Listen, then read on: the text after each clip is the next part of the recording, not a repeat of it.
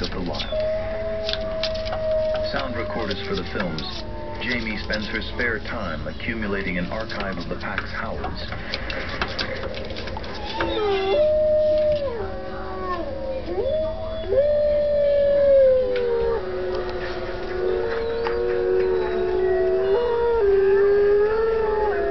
She finds that she can identify individual wolves by their unique inflections.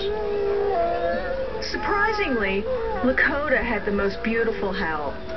Eyes shut and head thrown back, he would just pour his heart out. Rich, mournful, lonely, and sad. I felt as if I were listening to him sing the blues, giving voice to the despair of an Omega.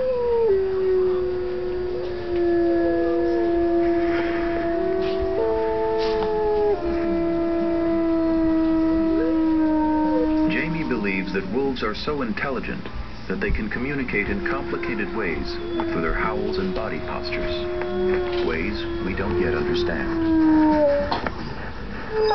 Each was an individual in personality and voice, but needed to feel forever linked with his companions in the pack.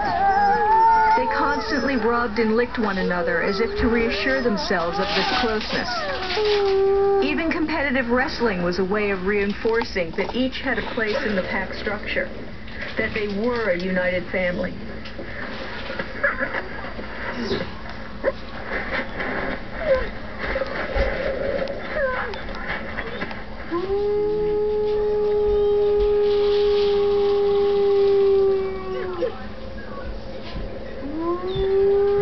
It is at last clear to Jim and Jamie that the project is succeeding. The pack is now a cohesive family. Most importantly, the wolves trust their human friends.